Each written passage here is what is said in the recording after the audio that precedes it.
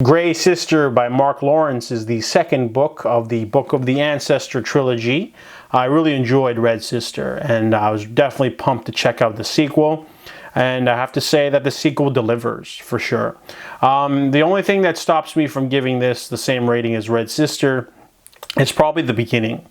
The beginning of the book is very slow and formulaic and very similar to the first book. In fact, I was actually getting kind of bored around the 150 page mark until he changes the plot. And I was like, yes, finally something else. So this book takes place a good 2 years after the first book, and something else is now joining Nona in the Gray class. She's now learning more things. They're practicing with real blades instead of wooden ones or whatever they're using in the first class.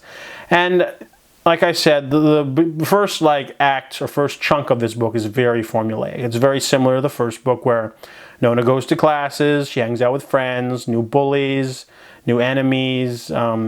She has to do things, learn new teachers, things of that nature, new threats, and then I was kind of getting bored, and then they changed the plot. And I was like, yes. So we finally get a little bit of change of environment, change of situation.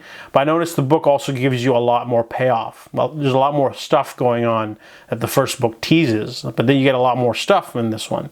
You get to see the different teacher nuns in action that they didn't get to do much in the first book except teach. And this one, they're all going all out, and it's awesome. Some becoming favorites of mine. I don't want to say which ones, but they also do another thing with another character. A POV switches to another one. She's got her own main storyline going on and becoming a huge favorite in my heart, for sure. Equally interesting story as well as Nona's.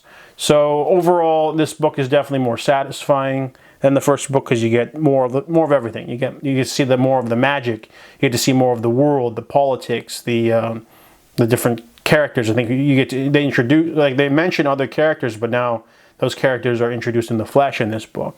So for fans of the first one, the second one is definitely satisfying. The only weak mark is definitely the opening volley is kind of jarring, because we're skipping ahead 2 years. They don't really catch you up that fast. There is a hilarious part of the book that I don't want to get into. It's like a side character that gets introduced and made me laugh out loud several times. Definitely a nice addition to the book. But overall, yes, I'm definitely pumped for the third book, and I'm excited to see where it goes, because this one was definitely solid. It does also feel a little bit like a middle entry. If you're watching a trilogy of movies and the middle book doesn't feel like it's giving you everything because it's saving it for the end.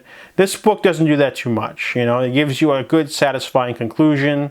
You get stuff happening, but it's just enough to make you, satisfied, but not, but teasing you for more stuff to happen. So, Gray Sister was very enjoyable, and I give it a 4.5 out of 5.